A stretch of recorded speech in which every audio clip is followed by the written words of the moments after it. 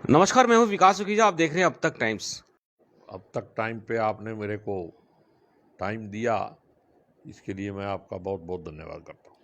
विधायक जी, जिस तरह से आज हरियाणा के मुख्यमंत्री ने सफाई कर्मचारियों के लिए काफी बड़ी बड़ी घोषणाएं की हैं और 4 वाली तनख्वाह का इंतजाम किया था, तब भी सरकार मुख्यमंत्री जी की थी।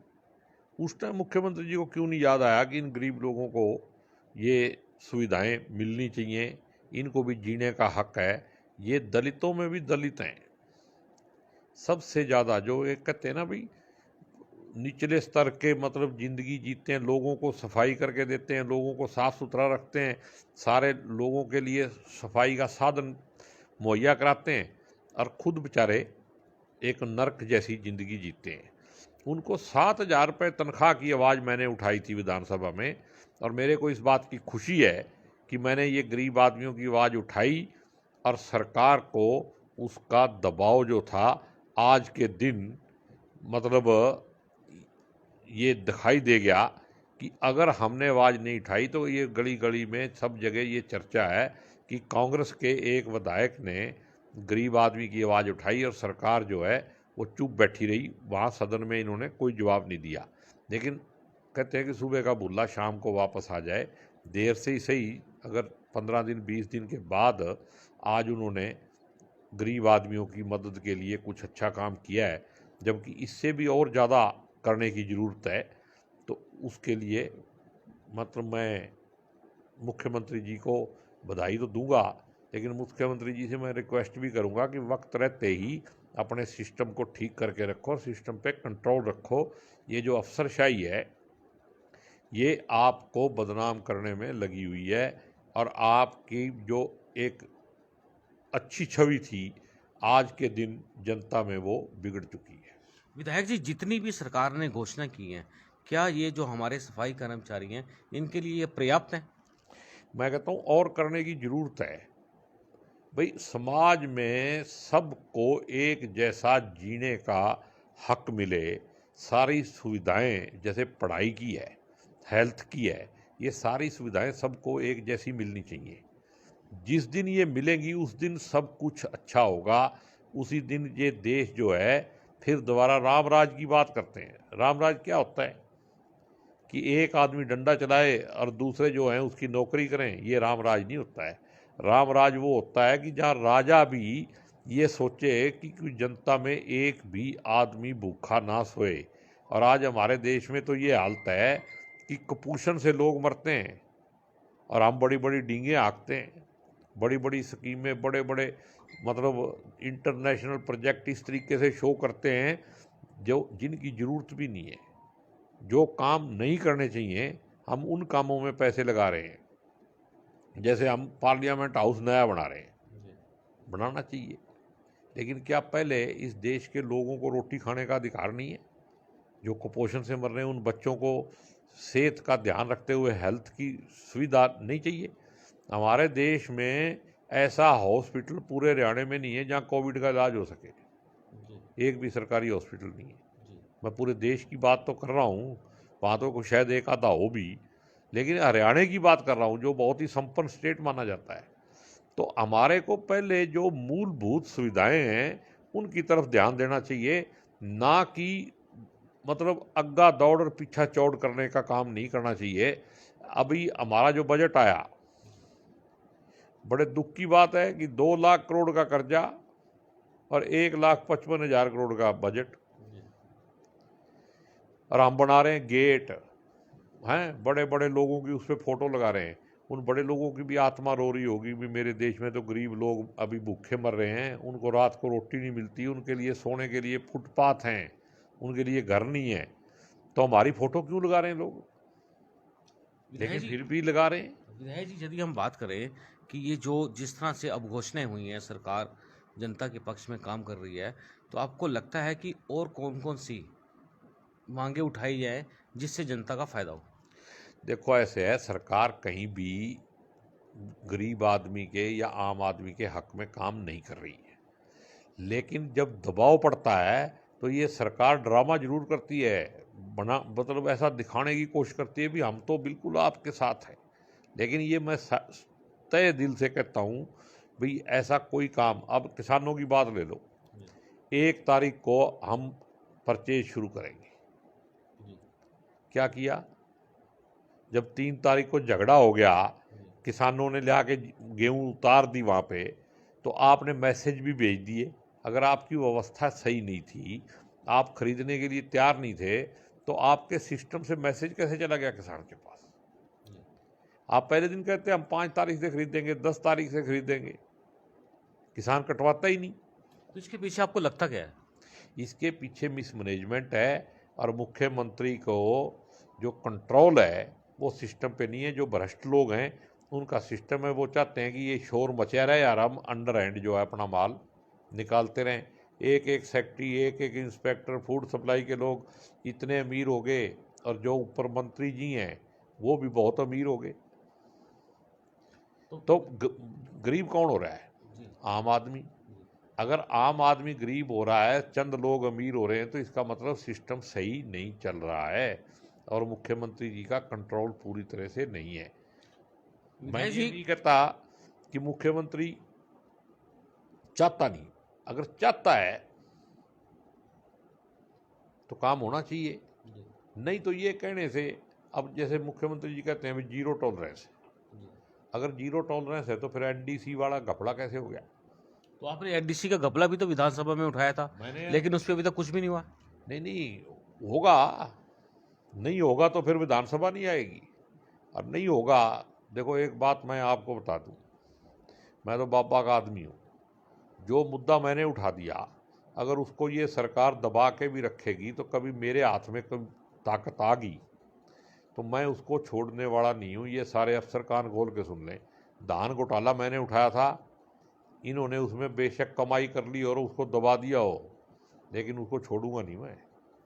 और ये शराब घोटाला उठाया था, ऐसे गंदे काम। भाई कोरोना की महामारी के बीच में, लॉकडाउन के बीच में सड़क पे कोई है ही नहीं सरकार के अलावा, और सरकार के अलावा जब सड़क पे कोई नहीं तो शराब घोटाला कैसे हो गया? इसका मतलब सरकारी लोगों ने किया। तो सरकारी लोगों ने किया तो क्या सीआईडी जो थी प्रदेश की वो फेल होगी? उन्होंने मुख्यमंत्री को बताया नहीं। अगर बताया तो मुख्यमंत्री जी ने कार्रवाई क्यों नहीं की? अगर नहीं बताया तो उन लोगों पे कार्रवाई क्यों नहीं की? बिल्कुल बिल्कुल ठीक बात है। आपको बता दे कि हरियाणा प्रदेश के अधिकारी अभी से समझ जाएं, क्योंकि शमशेर सिंह होगी जो विधायक हैं कांग्रेस के, उनका स्पष्ट कहना है यदि उन्हें ताकत मिल गई तो एक एक घोटाले का हिसाब लिया जाएगा। विधायक जी, आप क्या चेतावनी देना चाहते हैं?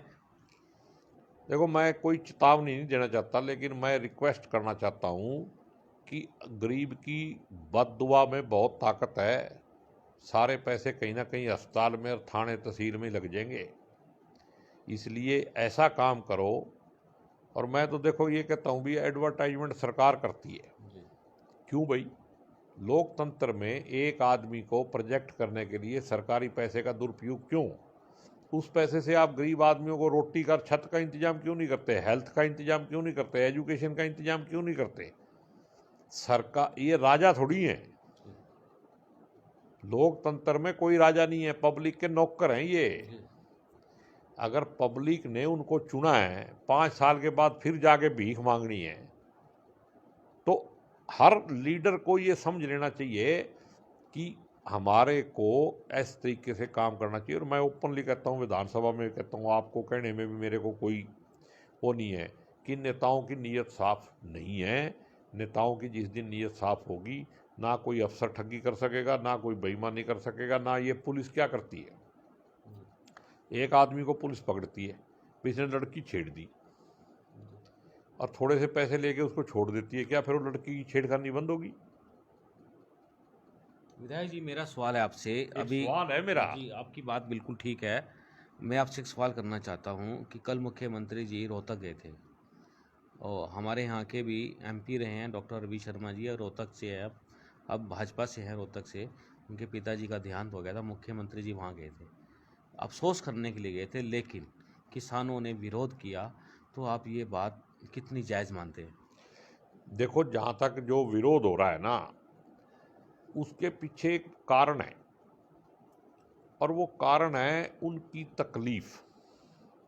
किसानों को इतना दर्द है, पिछले 4 महीने, 4.25 महीने हो गए वो बॉर्डर पे बैठे हैं, और सरकार ऐसे चल रही है, अपने इलेक्शन लड़ रही है, जहाज़ों में चल रही है, हज़ारों करोड़ रुपया खर्च कर रही है, मौज ले रही है। किसका पैसा है? ये देश की जनता का पैसा है वो, जिसका दुरुपयोग हो रहा है। और जहाँ तक बात है रोहतक की इंडिविजुअल घटना की, कि मैं कहता हूँ कि किसी भी अफसोस पे कोई जाता है तो किसानों से भी, मैं कहता हूँ, और आज भी मैं अपने हल्के के गया, बहुत जगह मेरी बात हुई, लोग भी ये कहते हैं, जो किसान हैं वो भी कहते हैं भी ऐसे अफसोस की जगह, लेकिन इसके पीछे क्या कारण था। अब आज कोई किसानों की मतलब कोई आवाज़ भी नहीं थी, कोई उन्होंने इस तरह की कॉल भी नहीं दी थी, और पूरे करनाल को सील कर दिया। इसका मतलब है एक भय ना, कोई भय नहीं है, अपने कर्म का फल है ये। जैसा कर्म करोगे वैसा फल देगा भगवान, ये है गीता का ज्ञान। मैं आपके माध्यम से कई बार कह चुका हूँ, भाई गीता का ज्ञान जो है वो हर इंडिविजुअल पे लागू होता है, चाहे वो मोदी जी हो और चाहे मैं हूँ और चाहे एक आम आदमी हो। जैसे कर्म करेगा उसका फल भुगतना पड़ेगा, क्योंकि कृष्ण भगवान तो झूठा हो नहीं सकता, हम सब झूठे हो सकते हैं। तो ये बात से इनको समझ आ जानी चाहिए कि हमारे को हमारे कर्मों का फल मिल रहा है। जो ये कृषि कानून बनाए हैं, ये कोरोना महामारी का अवसर बना के अध्यादेश ले आके, क्या इमरजेंसी लगी थी भाई। और आज मैं आपको कह रहा हूँ 2022 आने में सिर्फ और सिर्फ 9 महीने से कम दिन बचे हैं। और मैंने विधानसभा में भी कहा भी 2022 में आप आज बता दो भी किसानों की आय दुगनी कैसे होगी। ये तो ऐसी सरकार है। मैंने एक सवाल पूछा भी हमारे यहाँ वेटरनरी हॉस्पिटल की असंध के अंदर बिल्डिंग टूट गई, एग्जाम्पल के तौर पे बता रहा हूँ मैं आपको। तो मंत्री जी कहते हैं जी वो पूरी हो जाएगी मार्च 2022 तक। अच्छा, मैं कहा मंत्री जी जो काम शुरू ही नहीं हुआ उसकी आपने मतलब पूरा होने की डेट कैसे दे दी? आप मेरे को यही बता दो भी शुरू कब होगी, तो फिर अंदाजा अगला लगाएंगे भी आप पूरी कब करोगे। तो जिस सरकार का सिस्टम ये है, अफसरों के कहने से इस तरह का बढ़िया जवाब देते हैं वो, उनसे क्या उम्मीद करी जाए। बिल्कुल विधायक जी, हम आपसे बात कर रहे हैं। मेरा आपसे आखिरी सवाल है, गीता का ज्ञान तो आपने बता दिया, सबको मालूम है। अब शमशेर सिंह गोगी का ज्ञान क्या कहता है इस पूरे मामले पे? नहीं, मैं तो ये एक बात कह रहा हूँ भाई देखो, कोई भी सामाजिक सिस्टम जो है उसको खराब करने की कोशिश किसी भी पार्टी को नहीं करनी चाहिए, चाहे वो सत्ताधारी पार्टी हो। आप मेरा विधानसभा का निकाल के देखोगे ना, मैंने उसमें भी कहा भाई ये सब की जिम्मेदारी है कि सामाजिक भाईचारा बना के रखा जाए। लेकिन कोई कमज़ोर लोग होते हैं ना, वो धर्म और जाति का सहारा करके वोट लेना जानते हैं, उनको कमज़ोर और बुज़दिल लोग जो हैं, ये उनके किए हुए काम है, और उसका फल जो है देश की जनता को भुगतना पड़े, इससे घटिया कोई काम हो नहीं सकता, निंदनीय कोई काम हो नहीं सकता। इसलिए कोई भी सत्ता में आए उनको जनता को सर्वोपरि रखना चाहिए। आज के दिन ये कहते हैं भी इसी पार्टी ने जब जनता पार्टी में शामिल हुई थी तो इनका ये था मैनिफेस्टो कि हम रिकॉल नुमाइंदों को वापस करने की मांगेंगे। अब ये कहते हैं जी मेंबर पंचायत और सरपंचों को रिकॉल की पावर हमने दे दी, तो एमपी और एमएलए क्यों नहीं भाई? अगर एमपी और एमएलए जो सत्ता का दुरुपयोग करते हैं, सरपंच और मेंबर पंचायत क्या करता है? 10-20 हजार रुपये ठगी कर लेगा, और जो अरबों खरबों रुपए का पूरा देश बेच रहे हैं उनको रिकॉल करने की पावर नहीं है। इसका मतलब ये थोड़ी है कि लोकतंत्र में आपकी मेजोरिटी आ गई और आप पूरा देश की प्रॉपर्टी बेच दो। ये तो जो अरिस्तु था ना, जिसने ये लिखा था, उसने कहा था कि जब मेजॉरिटी का दुरुपयोग होने लगेगा तो ये मूर्ख तंत्र कहलाएगा लोकतंत्र, और जब लोकतंत्र में सहमति और असहमति दोनों मिलके काम करेंगी तब ये फिर रामराज की तरफ बढ़ेगा। बिल्कुल विधायक जी, आपने हमसे बात की, बहुत बहुत धन्यवाद। जय हिंद। आपका भी बहुत बहुत धन्यवाद। स्वागत। सब जनता को बहुत बहुत प्यार और पूरी जनता से मेरा अनुरोध है कि सामाजिक भाईचारा जो है उसको बना के रखें। ये सबसे पहली प्रायोरिटी है, तभी देश बचेगा, तभी लोकतंत्र बचेगा, तभी संविधान बचेगा। जय हिंद। दोस्तों, ये है शमशेर सिंह गोगी का ज्ञान। सामाजिक भाईचारा बना के रखें। आप देख रहे हैं अब तक टाइम्स। मैं हूं विकास सुखीजा अपने साथी कृष्ण के साथ। नमस्कार, जय हिंद, जय भारत।